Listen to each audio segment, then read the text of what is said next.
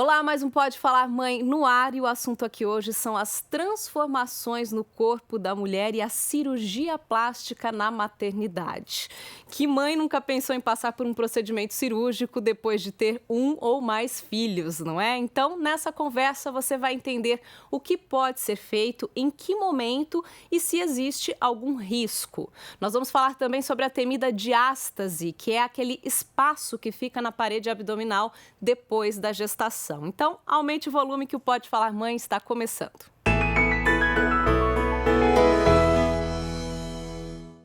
Para a conversa de hoje, então, eu converso com o Dr. Juliano Pereira, que é cirurgião plástico, membro titular da Sociedade Brasileira de Cirurgia Plástica. Obrigado pela presença, viu, doutor? Eu que agradeço ao convite. Doutor, quando a gente fala em recuperação de um parto, tem muita coisa que acaba, vamos dizer assim, retornando ao normal naturalmente, né? O próprio abdômen, a gente vai recuperando o tônus muscular, a barriga vai voltando à sua posição normal, algumas mais, outras menos, a gente sabe, mas a gente tem um período, um tempo considerado adequado para que o corpo esteja totalmente recuperado de um parto? Com certeza. Para que a gente faça qualquer tipo de procedimento ou qualquer tipo de intervenção no corpo pós-parto, é importante que a gente tenha, primeiramente, o aspecto psicológico da paciente muito bem estabelecido, porque a gente sabe que é comum e é natural também uma depressão pós-parto, então a gente precisa estar atento se esse período que é fisiológico da mulher, se ele já passou, para que ela esteja preparada para uma cirurgia ou qualquer intervenção que seja realizada no futuro. Existe uma ansiedade natural também, né? Porque a mulher começa a se ver transformada. Tem transformações aí até irreversíveis, mas quando a gente fala em estética, a questão da barriga é muito, né? Pega muito para a mulherada, falo porque sou mãe de duas também. Então, assim, aquela flacidez que fica no pós-parto, né? Aquilo tudo, assim, a gente precisa se dar um tempo. Precisa se dar um tempo. E também entender que essas mudanças que aconteceram, muitas delas vão ter uma reversão natural, então a gente precisa desse período para guardar essa reversão natural, mas, via de regra, para cirurgias abdominais, a gente tem que aguardar, do ponto de vista cirúrgico, mais uma vez, 90 dias, ou seja, 3 meses para qualquer tipo de intervenção. Claro que o recomendável até para a amamentação, pela questão de carregar o peso do bebê e tudo mais, a gente protele o máximo possível. 90 dias, eu pensando assim, 3 meses é muito pouco, né? É muito pouco porque a mãe ela não deixa de ser mamãe, de cuidar do neném, de ter que carregar o nenenzinho e tudo mais. Então, eu estou falando fisiologicamente seria possível. Tem pacientes que nos buscam querendo já resolver algumas alterações, seja por aproveitar o período de licença no trabalho e tudo mais, desde que esteja dentro das condições clínicas adequadas, é possível fazer uma cirurgia. Do ponto de vista da mama, que também sofre uma alteração importante devido à lactação, ela aumenta de volume, depois ela regride de volume, mesmo para as mamães que não amamentam, a sua mama ela vai ter alteração. E é importante que a gente espere o tempo de lactação para o bebê, então lembrando que a prioridade é do nenenzinho, mas caso a paciente tenha o desejo de fazer uma cirurgia na mama, nós precisamos esperar de 3 a 6 meses após o fim da lactação. Então, por exemplo, se ela amamentou por 6 meses, ela não pode fazer uma cirurgia nos próximos 9 ou 12 meses após o fim da lactação, para uma segurança melhor da sua mama e etc. Qual o risco de não respeitar esse prazo? Quando a gente fala, vamos começar falando do abdômen, né? Não respeitar esse período e na ansiedade fazer antes desse tempo, qual o risco para a mulher, para a saúde da mulher? Bom, o risco na parte abdominal, principalmente, é a gente fazer uma intervenção que possivelmente nem seria necessária. Ou seja, a regressão do edema, que é o inchaço que a gente fala. Então, às vezes, a gente teria que fazer, por exemplo, uma mini abdominoplastia, se aguardasse o período correto e acaba a paciente tendo que ser submetida a uma abdominoplastia completa. Ou simplesmente não deu tempo devido para aquela regressão do edema necessário. Então, isso é importante. Já no que se concerne à mama, é ainda mais preocupante. Por quê? Se os ductos lactíferos, que são os canalículos que passam o leite dentro da mama, ainda tiver com o leite, isso pode causar uma infecção futura, isso pode causar uma rejeição à prótese, se for colocada uma prótese. Então, isso precisa ser respeitado para uma maior segurança, tanto do resultado estético e funcional, como para a prevenção de complicações. E tem toda uma reorganização dos órgãos mesmo, né, doutor? Na barriga, na região abdominal, principalmente, a gente sabe que durante a gestação eles se movimentam, né, para que o bebê caiba. E então, para que esse retorno aconteça de forma saudável, eu imagino também que é importante respeitar esse prazo. Né? É importante respeitar o prazo. E também entender e compreender o que é a gravidez. Então, assim, muitas vezes pela rede social, falar, aquela mamãe, ela teve filho recente e já está com a barriga chapada. Calma, cada um tem o seu tempo, cada mamãe tem o seu tempo de recuperação. É comum ter um degrauzinho, às vezes, se tiver uma cesariana, um degrauzinho na cicatriz da cesariana. Por quê? Porque aquela pele se expandiu e ela retornou à sua atividade normal, ela retornou naquela posição prévia. E esses prazos que a gente comentou valem tanto para quem teve um parto normal como uma cesárea? Com certeza. Não é porque você não fez uma cirurgia que esses prazos vão ser antecipados. A gente tem que ter sempre o cuidado de aguardar para prevenir complicações e também alcançar a expectativa. Eu acho que é muito interessante isso, o que a gente falou previamente, de respeitar o período de uma depressão pós-parto. Muitas vezes a paciente opta por buscar uma cirurgia plástica porque não está se sentindo bonita, porque não está se sentindo bem, e etc. Isso a gente precisa triar muito bem no consultório. Eu costumo dizer que o médico bom é aquele médico que consegue e deve dizer não ao seu paciente quando o momento deve ser. E dizer esse não, muitas vezes, frustra a expectativa do paciente, mas muitas vezes não é um não, é um até daqui a pouco, quando Sim. a gente estiver no momento mais adequado. Perfeito. Agora está na moda o tal do Mommy Makeover, né? Que é a reforma da mamãe, né? Traduzindo, que são vários procedimentos combinados. Explica um pouquinho pra gente o que é, né? E se entra dentro aí dessa regra que a gente está dizendo, porque aí como é mais de um procedimento, acredito que a recuperação seja mais delicada. Sim. O Mommy Makeover, ele é a reforma da mamãe, né? Então, ela inclui lipoaspiração, procedimentos de abdominoplastia ou mini abdominoplastia e procedimentos da mamoplastia, que é a plástica da mama. E são procedimentos que podem ser realizados no mesmo tempo cirúrgico, desde que respeitado o tempo máximo de cirurgia para que a gente não tenha riscos maiores com a paciente. Mas são tratados os comemorativos que acontecem na mamãe. Então, a gordurinha, às vezes, localizada nos flancos, nas costas, a flacidez abdominal que a gente comentou antes, a própria diástase muscular, que é o afastamento desses ventres musculares, e também a mama, que a mama, muitas vezes, ela tem uma queda, que a gente chama pitose mamária, então é a queda da mama e ela precisa ser reposicionada.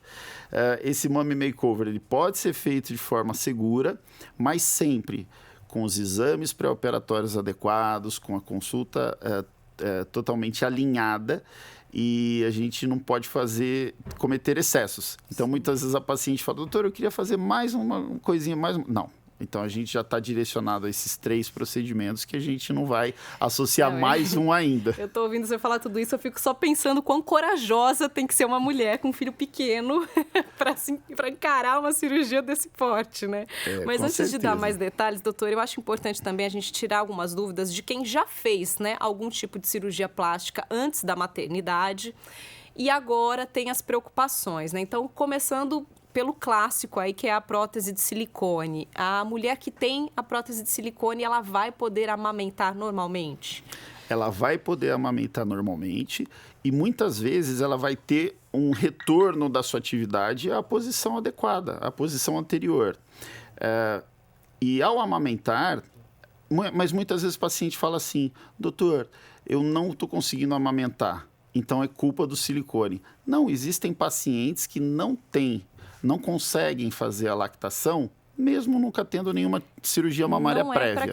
Não é para interferir. Ele não é aplicado em uma região que não faria efeito sobre os ductos aí, tudo que está relacionado à amamentação. A técnica cirúrgica implica ou atrás do músculo, ou seja, a glândula está totalmente isolada, e mesmo quando a gente fala que coloca a prótese à frente do músculo e atrás da glândula, ela é atrás da glândula. Então, ela é dissecada essa glândula para cima, e a gente coloca essa prótese atrás da glândula. Então, ela está preservada.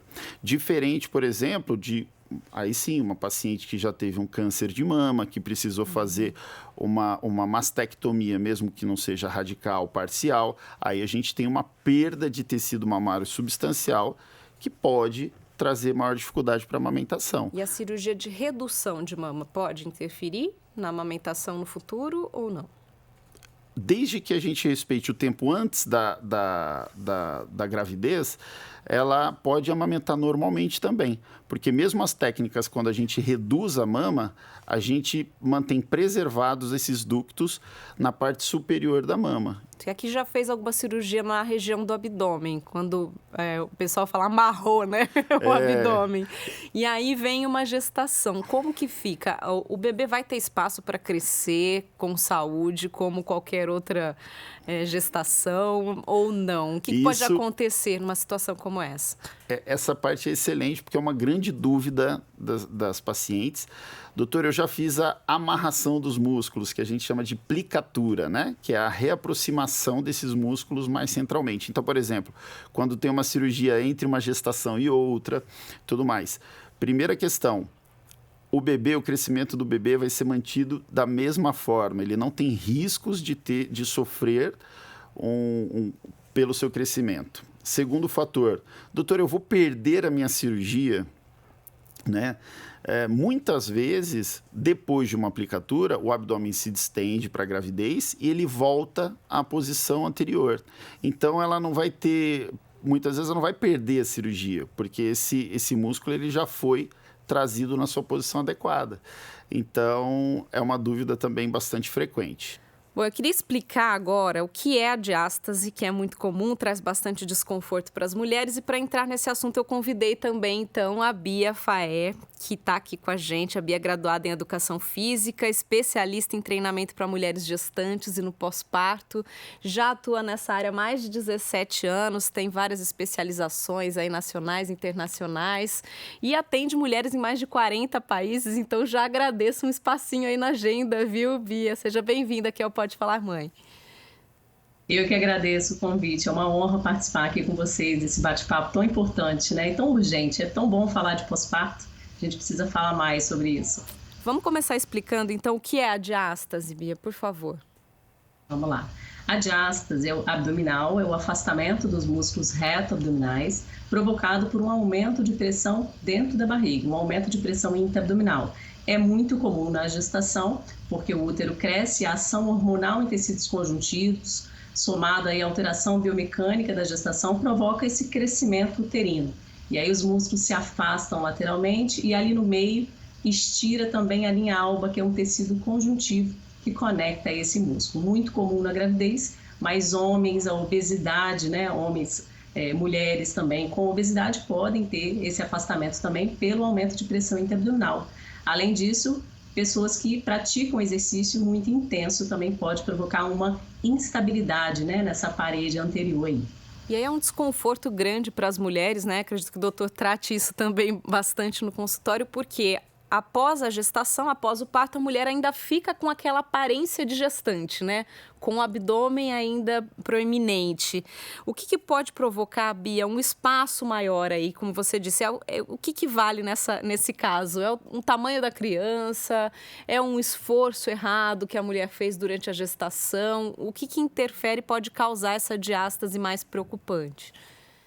Então, os fatores de risco para desenvolver uma diástase patológica na gestação, por exemplo, é o aumento de peso excessivo, né, em que a mulher sobrecarrega muito esse sistema, o sedentarismo, né, então essa musculatura flácida, enfraquecida, ela não suporta muito bem esse estiramento da parede anterior, As gestações gemelares, né, que o abdômen tende a estirar ainda mais por conta do crescimento de 2 bebês. A multiparidade, né, quanto mais filhos, também maior a chance de desenvolver uma instabilidade nessa região.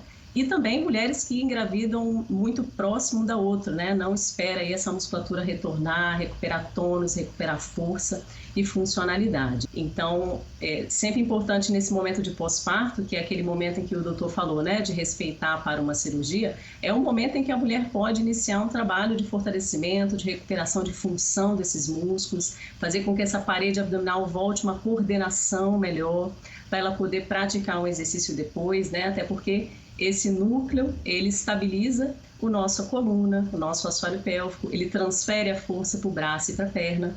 Quando a gente fala em diástase, a gente só imagina uma abertura, mas a diástase está inserida num complexo muscular muito importante, com várias fibras, e cada musculatura ali tem a sua função. Então, a partir do momento que a gente faz um trabalho de recuperação de função dessa parede, em diástases pequenas a gente consegue corrigir, mas mesmo assim as mulheres que precisam de uma cirurgia por questões de hérnias, por exemplo, que é quando o conteúdo ocupa o espaço ali no meio, é importante fazer esse trabalho de fortalecimento, até para passar por esse processo cirúrgico, né?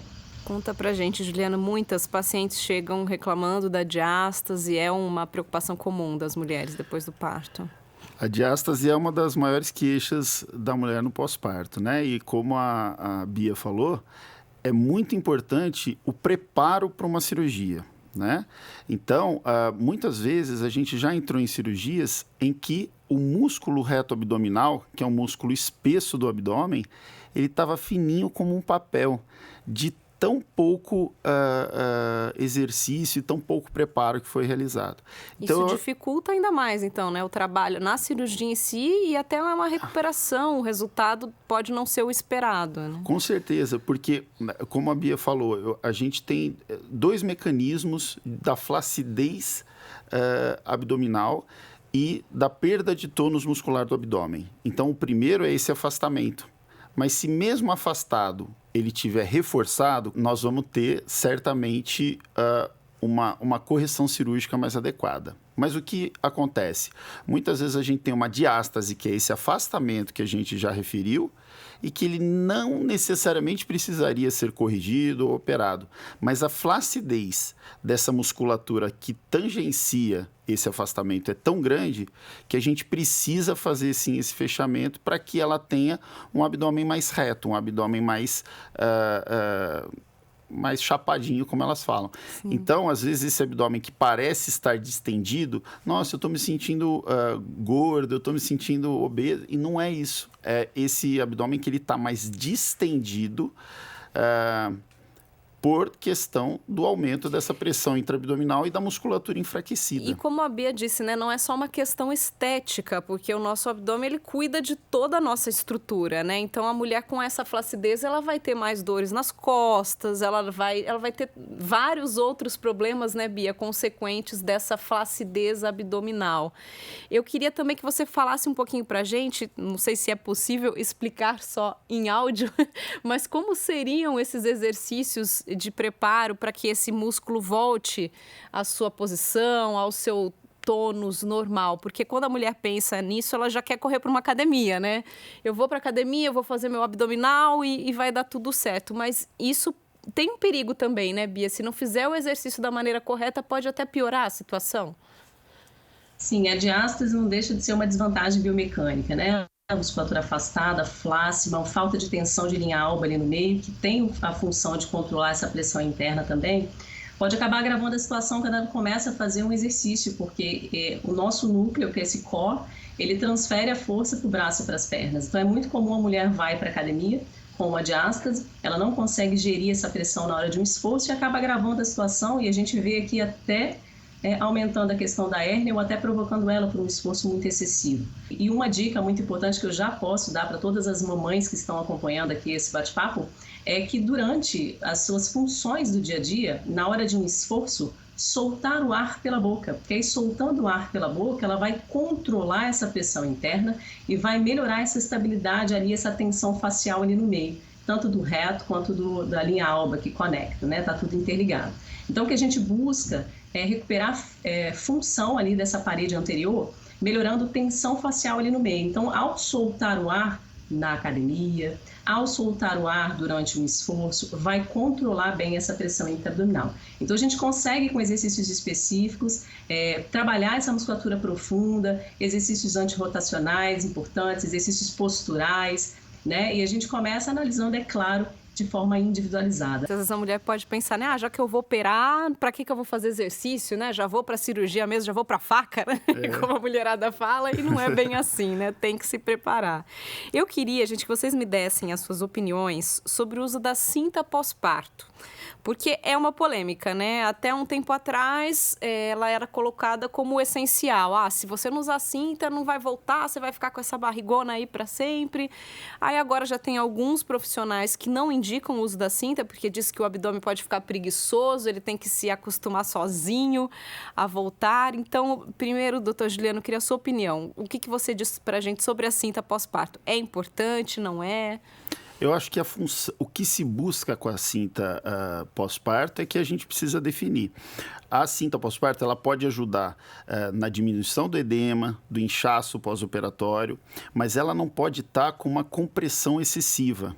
Então, tanto para ela ter uma função muscular, como a gente já falou, ir sendo reabilitada, também como o aumento dessa pressão abdominal de forma excessiva, ela pode causar graves problemas para a mamãe.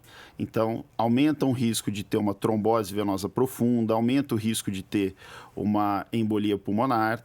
Então, até porque pelas alterações hormonais que a gente tem, tanto durante a gravidez como no pós-parto imediato, é muito perigoso. Há aumento de chance de ter uma trombose, há uma hipercoagulabilidade sanguínea, etc. Então, é importante o uso da cinta, ela pode ser usada sim, mas com cuidado e com a orientação profissional. Não pode ser uma compressão excessiva, tem que ser uma compressão leve, para que a gente tenha uma melhora desse edema pós-parto, mas não necessariamente para reverter as ações de uma diástase, por exemplo, que ela precisa ser uma mobilização mais ativa e menos passiva. Perfeito. Alguma coisa para complementar, Bia? Sua opinião sobre a cinta? Sim, eu sempre falo com as alunas o seguinte, né? As alunas que passam pela cesárea, tem a questão do corte, algumas se sentem confortáveis com o uso da cinta, né? E aí a gente sempre reforça a importância de não ficar com tempo prolongado, né? Porque às vezes a pessoa fica 6 meses usando aquela cinta, ou 3 meses, né? Eu sempre oriento que se ela se sente confortável, tirar aí no máximo aí com 30 dias. Né? Eu recomendo a calcinha pós-parto mais alta, de uma compressão média, porque vai fazer o mesmo efeito. Porque a questão é que a gente aperta com uma cinta o assoalho pélvico e o diafragma, que também já foi bem sobrecarregado na gravidez. E aí essa mulher fica com aquele abdômen apertado durante o dia e ela mesma não se liga em relação o alinhamento postural que ela tem que fazer, por conta desse uso da cinta. Então, a calcinha pós-parto vai ajudá-la a reconectar um pouco mais rápido a musculatura abdominal através do alinhamento postural ao longo do dia. Porque a gente sabe que a mulher no pós-parto, e principalmente com diástase, ela vive se encostando, né? Em tudo quanto é lugar. Ela não tem essa força desse abdômen que é importante, né, para a nossa saúde. Então, a faixa, a calcinha de pós-parto, eu acho que ela é mais interessante nesse momento. Uma calcinha de compressão média, né? Perfeito. A gente está quase caminhando aqui para o fim da conversa, mas antes de encerrar, eu queria que o doutor Juliano falasse um pouquinho. Você citou a cesárea, né, Bia, e esse desconforto da mulher. Eu queria falar um pouquinho, doutor, sobre a sensibilidade no pós-cesárea, a falta, né, da sensibilidade que fica aí na região depois do umbigo. Isso foi uma coisa que me pegou de surpresa. Eu não sabia que isso ia acontecer. Você fica aquela sensação de anestesiada mesmo por meses. E no meu caso, até hoje não voltou completamente. A minha filha, que foi parto cesárea, já está com 3 anos e meio. E eu converso assim com tias, né, com pessoas mais velhas, elas falam, tenho 60 anos, até hoje parece que está adormecido aqui. Isso é comum, doutor? A falta de sensibilidade depois da cesárea, ou isso vai variar da maneira como foi feita, se houve algum problema durante a cirurgia? Isso é muito comum. Porque quando a gente acessa o útero, são 7 camadas que são seccionadas e por ali passam nervos sensitivos, nervos motores, mas que são nervos superficiais, ou seja, eles não vão trazer um risco maior de movimentação e etc. do paciente, mas ali eles são seccionados. E muitas vezes eles não conseguem ser criados novas ramificações para que aquela sensibilidade retorne. Porém, o mais comum de acontecer é uma perda transitória da sensibilidade. É menos comum acontecer como aconteceu contigo, de perder a sensibilidade infraumbilical, infraumbilical definitiva. Mas é muito comum, com 3 a 6 meses depois, essa sensibilidade ir retornando. Mas isso sim é um fato e por isso que há um grande estímulo também ao parto normal, né? Porque é um parto mais fisiológico e etc. Mas essa perda de sensibilidade é bastante comum. Perfeito, gente. Muito obrigada, Bia. Algum recadinho final aí para as mamães sobre abdômen e postura? Eu acho só reforçar também para quem pretende, né, passar pela cirurgia, que é importante desinflamar o corpo, né? Desinflamar o corpo tem relação com praticar exercício, se alimentar bem, né, para passar por uma cirurgia ou não, no pós-cirúrgico também, né, recuperar a coordenação dessa parede abdominal, preparar esse abdômen também, para um pós-cirúrgico também, né, doutor, mais assertivo. E dizer que, antes de tudo, né, vamos cuidar do nosso corpo da maneira mais natural possível, até porque a gestação é um evento, né, com muitas alterações, bastante. E foram 10 meses que esse bebê, 9 meses aí, que esse bebê foi crescendo, né? O maior amor da vida da gente. E esse corpo também é gradativo, o retorno dele é gradativo, é possível. Em grandes casos aí a gente consegue recuperar a saúde, a funcionalidade e a autoestima dessa mamãe. Perfeito. E ao pensar numa cirurgia, não tem a pressa, né, doutor? Não tem a pressa. O momento da maternidade é o momento mais bonito da vida de uma mulher e dessa mamãe, né? Então a gente tem que comemorar esse momento e entender as alterações que a gente vai ter nesse corpo. Vamos com calma, mas tem alternativas. E essas alternativas são, hoje a tecnologia cirúrgica tem crescido muito e eu acho que a intervenção, o professor Pitangui dizia que o cirurgião plástico é o psiquiatra com bisturi na mão. Uhum. E a gente se inspira muito nisso, que a gente precisa tratar aquela pessoa. E por isso que até a gente, desde o começo, falou no aspecto psicológico do paciente. Eu acho que o mais importante é ela estar bem consigo própria. E estamos à disposição sempre para ajudá-la a se sentir melhor. Perfeito. Muito obrigada, gente, mais uma vez. Bate-papo muito gostoso aqui. Eu que agradeço. Obrigado, Larissa. Obrigado, Bia. Foi um prazer. Muito obrigada pelo convite. Foi um prazer participar. Fico por aqui, espero ter ajudado as mamães a recuperar a autoestima de alguma forma. Então, se você gostou do conteúdo que ouviu, curta, compartilhe, dê uma estrelinha aí na sua plataforma de áudio preferida e se inscreva no nosso canal. Beijos, até a próxima!